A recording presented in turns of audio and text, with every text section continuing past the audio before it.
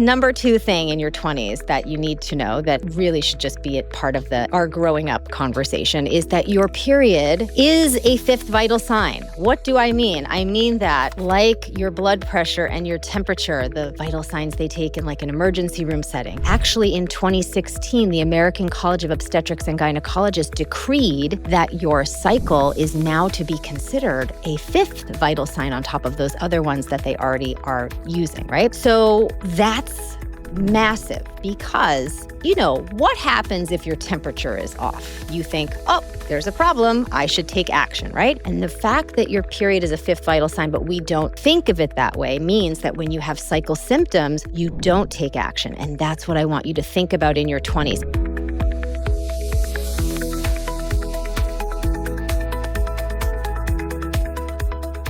I've spent years helping women understand their hormones, and one of the most powerful shifts I've seen is what happens when you start working with your cycle instead of against it. It's not just about fewer symptoms, it's about feeling more like yourself again, more steady, more energized, more at home in your body. We studied cycle syncing, and 92% of women had less PMS in just 60 days. If you're curious, you can try it for free. Just download the MyFlow app on iTunes or Google Play and use the code FREEMONTH. Welcome back to the Ovary Club. I'm Elisa Vitti, your host, and I'm so thankful that you're here. It's been a dream of mine to launch this podcast. The goal of this podcast is to just cut through the noise and confusion about hormones and really decode how your body works to finally give you tools and strategies that help you live optimally. One of the questions I have been getting for, ever, I've been doing this work helping women with their hormones for 25 years now, is, what do I need to know about my hormones in my 20s or my 30s or my 40s or beyond? And, what are all the unique changes and challenges that each of those decades brings, and what should I do?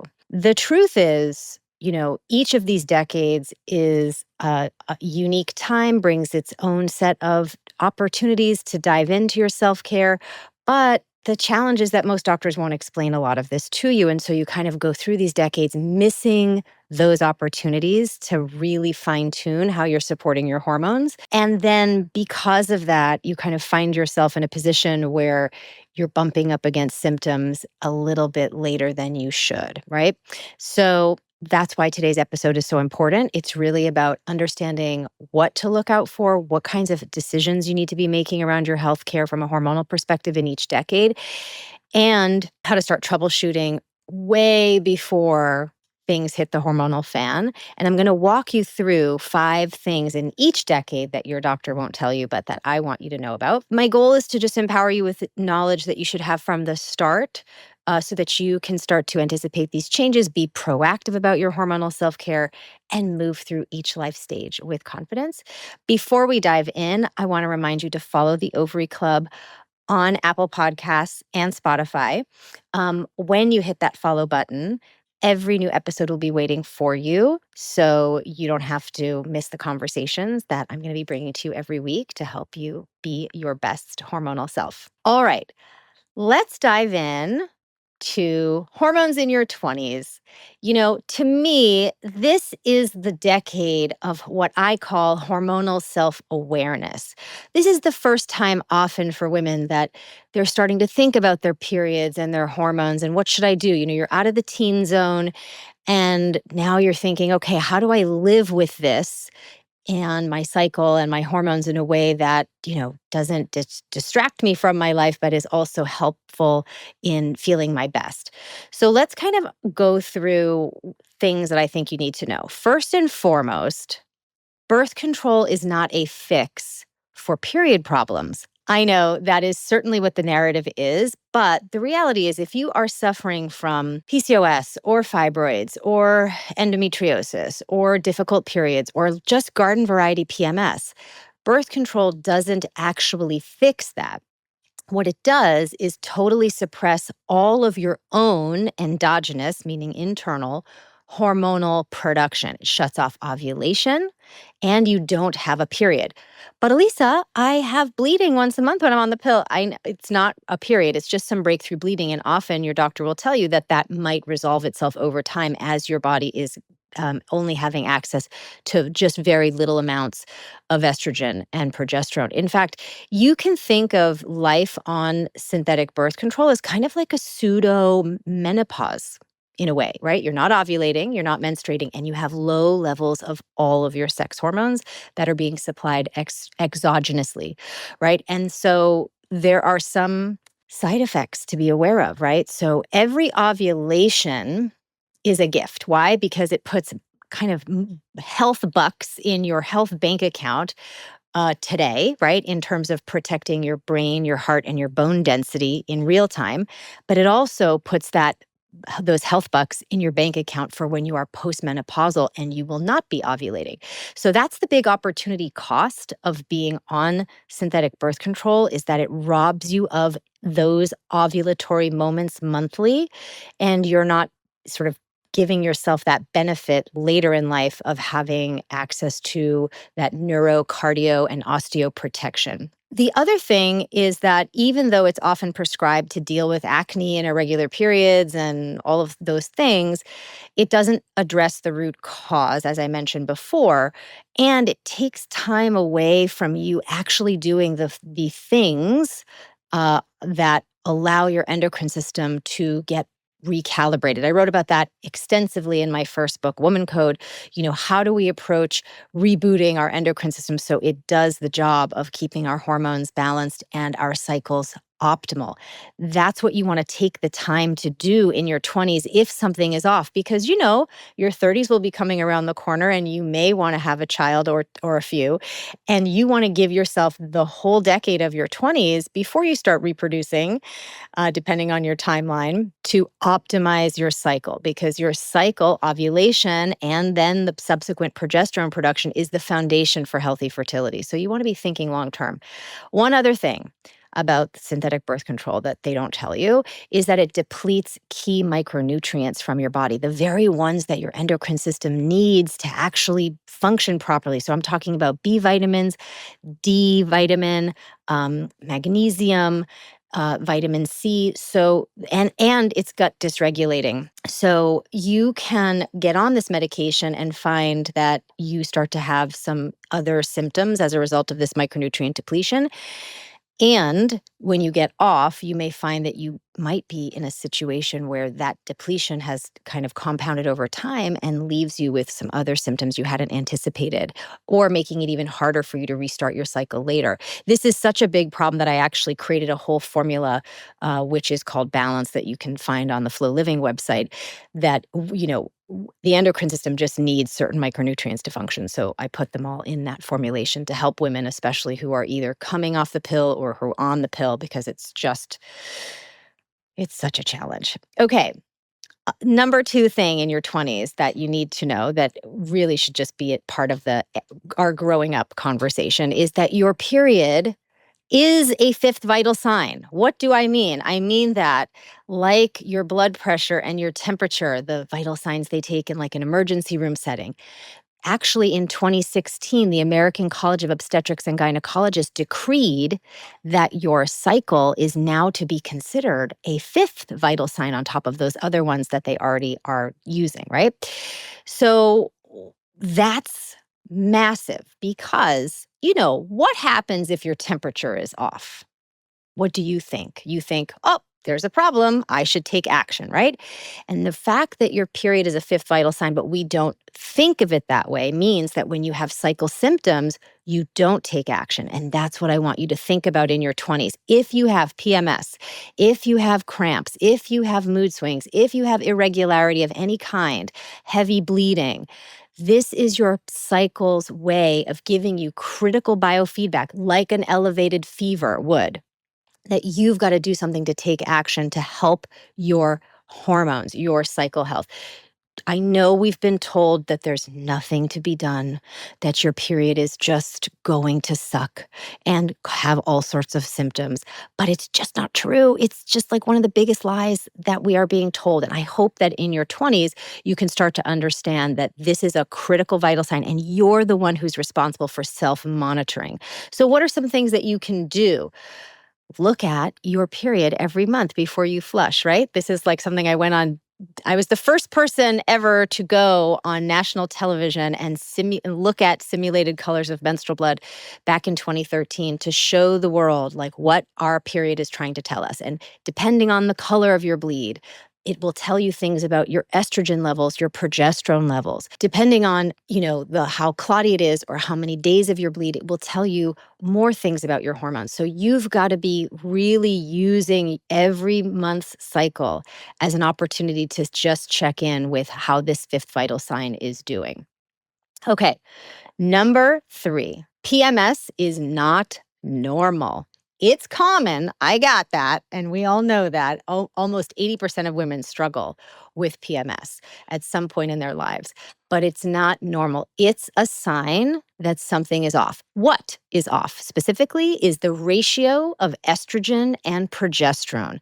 In the second half of your cycle, the luteal phase, which is the longest phase of the cycle, right after ovulation, right before the bleed, that like 10 to 12 days between the two, you have a nice rise and fall of both estrogen and progesterone.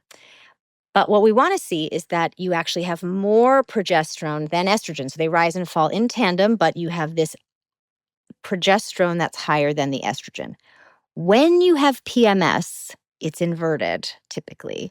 You have more estrogen and not enough progesterone. And when we don't have enough progesterone to counteract all of that estrogen in the second half of the cycle, we have PMS. That's really what it means. It's a hormonal imbalance. It's not something that you just have to deal with because you are cursed with a period. It's just a red flag that I want you to take seriously. Why? Because PMS in your 20s means fertility problems in your 30s. So if you care about that, you want to get on top of it today in your 20s. Again, this is the hormonal self-awareness decade, and being aware that there's something wrong that you need to take action around is exactly what you should be doing. Okay, number 4, in your 20s, things they don't tell you. Fertility isn't unlimited. I know by the time you've left like all your health classes in middle school and high school, you're terrified of any pregnancy scares and all of that. As obviously we want to be in control of that moment. But fertility doesn't last forever. And the reason why I want you to be thinking about that is that, you know, after 35, egg quality does start to decline depending on your lifestyle, and fertility starts to shorten. So the question is, what can you be doing in your 20s to make that process in your 30s as slow as possible? Now, I'm someone who had children both at 37 and 44. So I started much later in life. I met my husband later. Life happens. And for so many of us, that is the case, right? We're having children later. But in my 20s, because of my PCOS diagnosis, I think it was around 19, that I had to make so many different lifestyle changes that dramatically altered the types of dietary and lifestyle inputs that I was doing, that's really what contributed to me being able to have extended fertility in my 30s. Meaning I wasn't doing things that were depleting my ovarian health. Like I wasn't binge drinking because I had such issues with my sugar, right, with PCOS. I was eating healthier. I was working out more consistently. I was doing some basic things that really paid dividends later. So just be mindful that that is something you can do too, whether you have PCOS or not. Okay, last thing in your 20s that I think is worth knowing is that you have 2 biological clocks, and you have to care for both of them, specifically the infradian rhythm. So we all know we have a circadian clock, and we experience that in a 24-hour cycle. Men have this as well, and they organize all their self-care around it. But as you know, I'm the creator of the cycle syncing method. I wrote a whole book in the flow about this infradian rhythm. Taking care of this aspect of your health, of basically adjusting your calorie intake, your workout type and intensity, and the types of foods you're using to help yourself throughout the different phases of the cycle is table stakes for you to be healthy. In fact, we just wrapped a clinical trial that shows just how effective cycle syncing is in eliminating PMS. More on that in another episode. But For now, just know in your 20s, you've got this second biological clock. You experience it over your 28-day cycle, and you have to take care of it just like you would take care of your sleep hygiene, right? Or doing things in that circadian rhythm way that support its health. So that's your 20s. Now let's move on to your 30s. This, to me, is really the foundational decade. If you take care of your hormones right in your 30s, you get benefits of slowing down your perimenopausal journey, both in your 30s and in your 40s. You get access to more robust and extended fertility, and you just feel better longer. So, to me, the more you commit to some of these things in your 30s, the bigger the dividends. I mean, obviously, if you ask me, we should be starting taking care of our hormones from the jump. But if you start in your 20s and your 30s, I'm happy with that. Okay, so what are some things you need to know? First, fertility is definitely more than your age. Okay, so doctors often say you're too old. Heck, both of my pregnancies were geriatric. I always was so offended by seeing that printed out on my labs when I would get whatever reports as a geriatric. And I thought that is just not helpful psychologically. Thank you very much. But it is more than just your chronological age, and that's really my message to you here. It's really the compounding of the decade prior, of your nutrition habits, of your lifestyle habits, of your sleep hygiene, of your chemical exposure. All of these things add up to your ability to, have easy fertility when you're ready to do it. I have unfortunately seen women very young, 28 to 32, who have sort of the biological hormonal age of someone a decade older. And I've seen women like myself who at 37 and 43, had hormones of someone who was a decade younger. So it really does matter for your fertility. It's much more than just a number. It's much more than just your age. Be thinking about how everything adds up when it's time to press play on getting pregnant. Number two, things that they need to tell you in your 30s. Stress and burnout have hormonal costs, right? The 30s is a busy time. You're like in the thick of your career, you're socializing, you're going out all the time. You may be starting your caregiving journey with children or parents or who knows. And all of this stress is not just something that you're dealing with mentally. These are affecting, these situations are affecting your hormones, right? Stress leans into the adrenals, right? So that means we're talking about adrenaline and cortisol. This has absolute dysregulation effects on progesterone production. Progesterone is this magical hormone, very maligned. A lot of us think, oh, progesterone, it's in the second half of my cycle. That's when I have PMS. No, you have the PMS because you don't have enough progesterone. You want to make as much progesterone as you can, but stress throttles it down.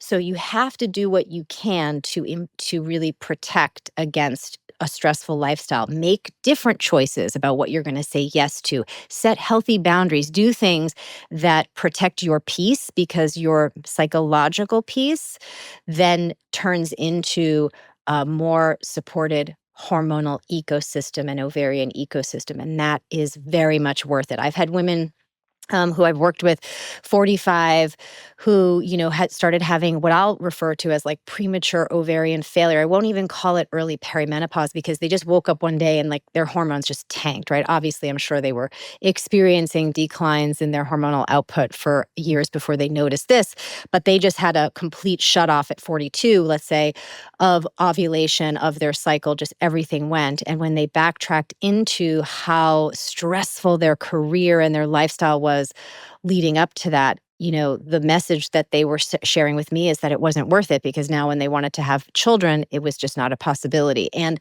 that is, obviously we have to work, but we can work in ways that work for us and to think about including our hormonal needs as part of our decision making when it comes to work. And that's what I want you to be thinking about in your 30s, because practicing good boundaries around, your work life and your social life and all of those things really allows you to be inclusive of your hormonal needs. And that's just so important. If you've ever wanted to ask me your own hormone questions, the Ovary Club Insiders is where you can do that. You'll get access to private podcast episodes where I answer real member questions with clear, science-backed guidance you can actually use. Join us at alisavidi.com/insiders. Okay, here's another thing they don't tell you that you need to know. Perimenopause starts at 35 for every woman. That's the reality from the brain's perspective, right? So we have this little gland in our brain called the pituitary gland. It's governing the output of things like follicular stimulating hormone and luteinizing hormone. There's also the hypothalamus, and this gland also is responsible for this conversation around melatonin. And the hypothalamus and the pituitary gland work in conjunction or in a conversation with our ovaries. So that's called the hypothalamic pituitary ovarian axis. Very, very important. And at 35, it begins a very slow, gentle kind of pulling back of the conversation, right? Because at some point by 55, we're going to be wrapped up with ovulation. So it's going to just go very, very slowly in the best case scenario, right? So what does that mean? That means that at 35, you're going to start to make slightly more FSH.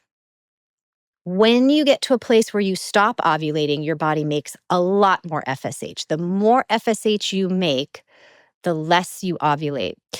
So that's something to be aware of. But the other thing to be aware of, where we can make some inroads, is that the actual first hormone to downregulate in perimenopause is melatonin. Also, this conversation. So, one of the things that I think is an unsung hero of female biohacking, and I've written a whole extensive newsletter on it. We will do an episode on this conversation as well on melatonin. But for now, just know that you can use supplemental melatonin to support your hypothalamic pituitary ovarian conversation starting at 35, and that it is perfectly safe. I've been doing it for a long time, and I believe that it's one of the secrets to me being almost 49, still ovulating, still menstruating, not on any HRT, not on anything. And, I'm just playing the game of how long can I make enough of my own hormones so that I can slow down this whole ovarian aging process, right? It's a fun game to play. I'm inviting you to that game. You should definitely play it. Okay, number 4. Your rate of ovarian aging makes itself known in your 30s. What do I mean by that? If you're noticing little changes in your cycle, like, oh, it used to be 5 days and now it's only 3, big flag, right? Or it used to be like I would, go through a normal amount of pads and things, but now I just need a panty liner. It's like lightening up, right? So days are shortening, the bleed is feeling lighter. Or if you have lots of premenstrual insomnia, if you have some kind of strange, stubborn weight gain, if you are noticing you're having hot flashes and night sweats, believe it or not, I've heard women 35 to 40 talking to me about this, which is just a sign that our hormonal aging journey is going faster than it should. What does that actually mean? That just means that your body is producing much less estrogen and progesterone than you should based on your chronological age, right? So if you're 35, you should be making a robust amount of estrogen and progesterone. But if you are having some of these symptoms that I just mentioned, it could mean that you're making less. And that means that you are aging faster than your chronological age. You want to be aware of that so that you can intervene now in your 30s so that you do not have to have sort of like this perimenopausal nightmare in your 40s. Okay, the last thing I think they don't tell you that you should know about in your 30s is protect your master regulating hormones. What does that mean? You've got 3 of them: insulin, cortisol, and melatonin. So what does that look like during the day? That means, eat regularly. Do not do any of this like Intermittent fasting, I wrote extensively about this in the second book. Intermittent fasting is good for men and postmenopausal women. In your reproductive years, it's highly dysregulating to your cycle. Eat regularly throughout the day. Do not skip meals. Do not undereat. Eat, nourish yourself, feed those eggs, feed your fertility, feed your future hormonal production. Hormones are made from amino acids and stabilized in lipid fats. So you have to eat in order to have the building blocks to make hormones. Strength train because your muscle starts to waste after 35. You reach peak muscle density at 35. So if I could go back in a time machine, I would tell myself to start strength training in my 20s. But if you haven't done that yet, get on it in your 30s. Makes a huge difference metabolically speaking. And do things that protect your melatonin production at night. So avoid a lot of blue light exposure at night. Start wearing those blue light blocking glasses at night. Have a really good routine. And finally, if you haven't started, take some basic vitamins like B vitamins, magnesium. These are water-soluble vitamins you have to take every day forever, right? Probiotics, vitamin C, and I would add a little Vitex because that really supports the pituitary gland and the progesterone conversation, which is really helpful in your 30s. So those are the 5 things in your 30s. So now we've covered our 30s. Let's talk about our 40s. To me, this is the hormonal self-care upgrade decade, right? What does that mean? It just means that whatever self-care you've been doing before, now it's time to really kick it up a big notch and for you to practice the adjustments to your lifestyle and your identity and the discipline it's going to take to really do that consistently in your 40s and beyond, because that is the name of the game. So first thing that you should know that I don't think we're told enough is that perimenopause is a transition. It's not a switch. You don't just wake up one day in perimenopause. It starts, like I mentioned, in our 30s in a way that you will not perceive, right? It's tiny adjustments slowly. Because you can imagine if it happened very quickly, we'd all kind of explode into a hot flash puddle of sweat. It's a good thing that it goes very, very slow.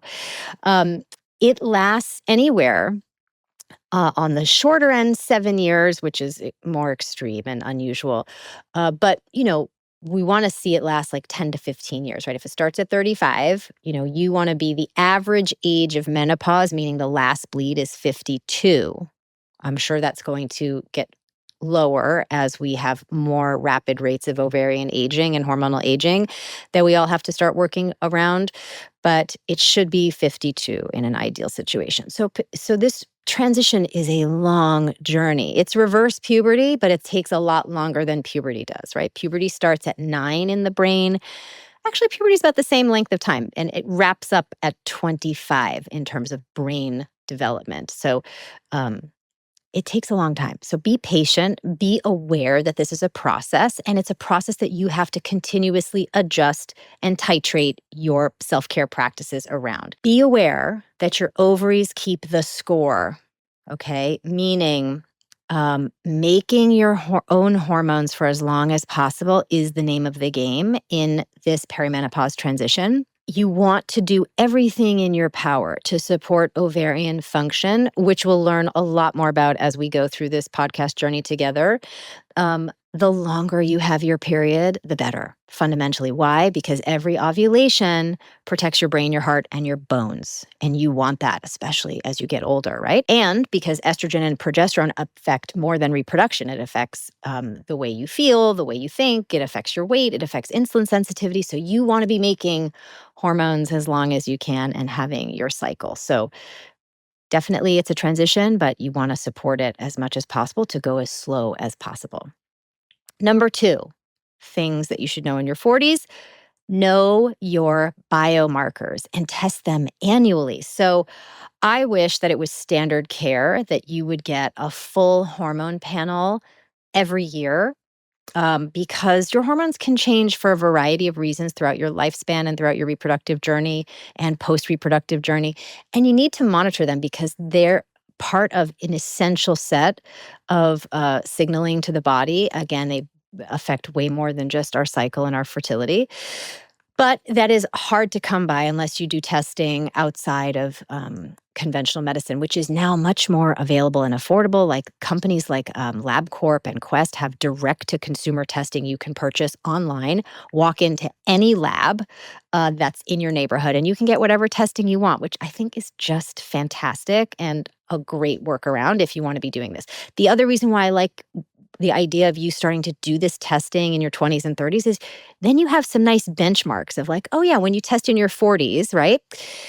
You'll say, look, I was feeling awesome. Everything was just great. My hormones are great. My skin was great. My cycle was great. My sex drive was great. My mood was great. My weight was great at 33 when I tested my hormones at 33. And you'll have labs at 33 that show you what those levels were. Not just with your hormones, but your thyroid and a couple of other biomarkers I'm going to go through in a minute. And then when you test every year in your 40s, you're going to say, oh, okay, yeah, I'm a little bit lower in progesterone than I was at 33. What do I want to do about that? Is it time for a little bioidentical hormone replacement therapy for my progesterone? Should I be doing that daily? Should I be doing it cyclically? All of these things are possible when you have data to look at, to use, to help you personalize your care plan. Other things that I think, aside from progesterone, estrogen, FSH, LH, and thyroid, that you should be testing annually are and testosterone, are some biomarkers like A1C levels, which let you know how well you're doing with insulin response. And so you want that level to be, within range, because anytime it's closer to, let's say, 5 or 6, we're talking about being sort of pre-diabetic, and we want to avoid that.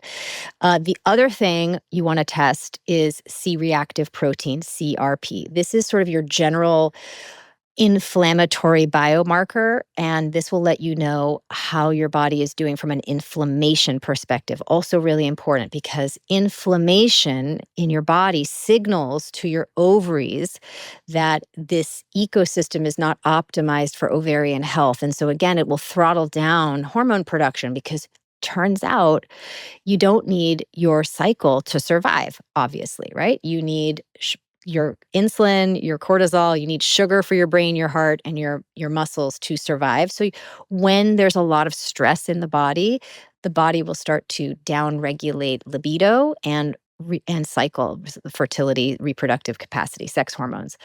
So I would check those things every year. And for women in their 40s, definitely you can have testosterone looked at, you can have melatonin levels looked at, you can have cortisol levels looked at. You can even do a saliva test to see, is your cortisol tracking the way that it should throughout the day, with more cortisol being produced in the morning and less in the afternoon, to know how well your adrenals are performing. And why would you want to know how well your adrenals are performing?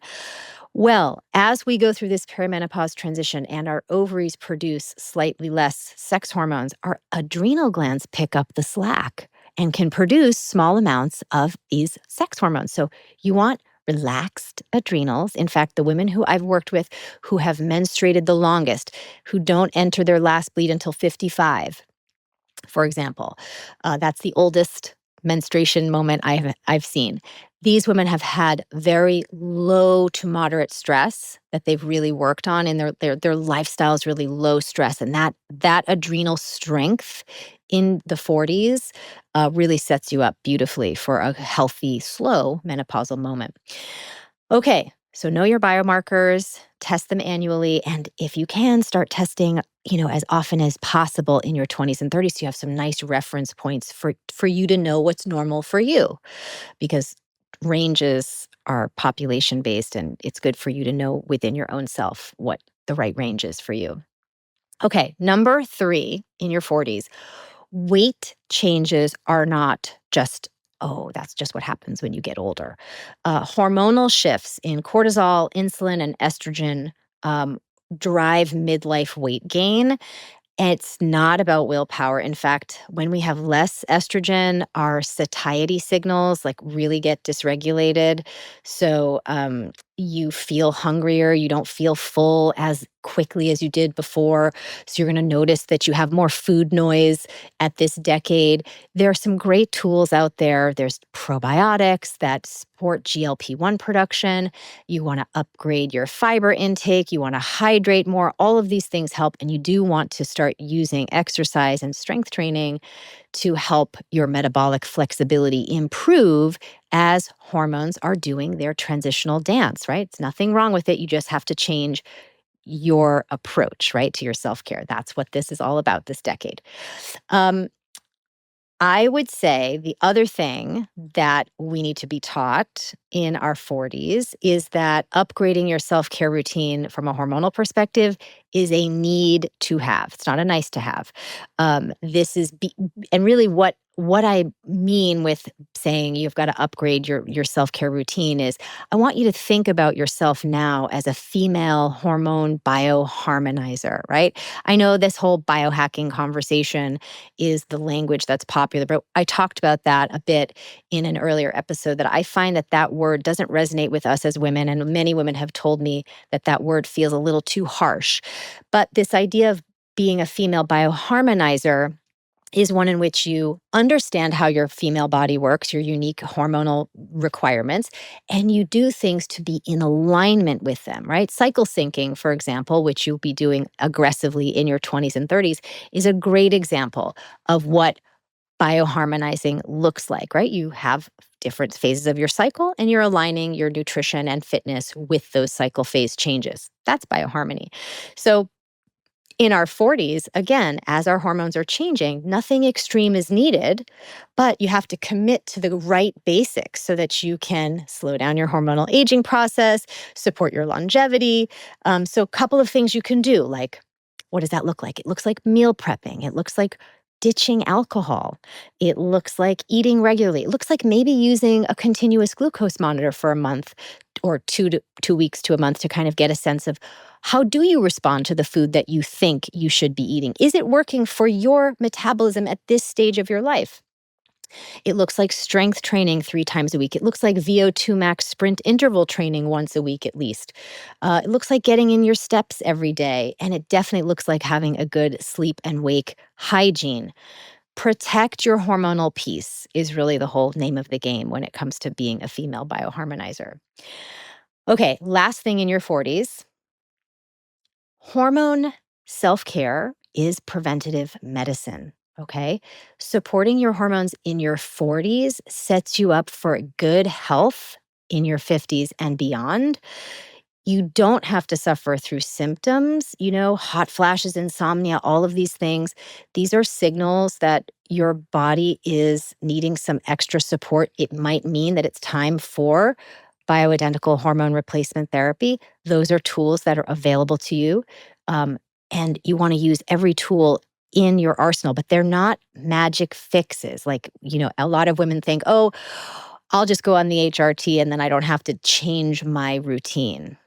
I'm very much here to tell you that that's absolutely not true. You have to do everything we talked about, and then you can still use those tools, but you'll get a lot more from those tools with less because you've dialed in that self-care upgrade.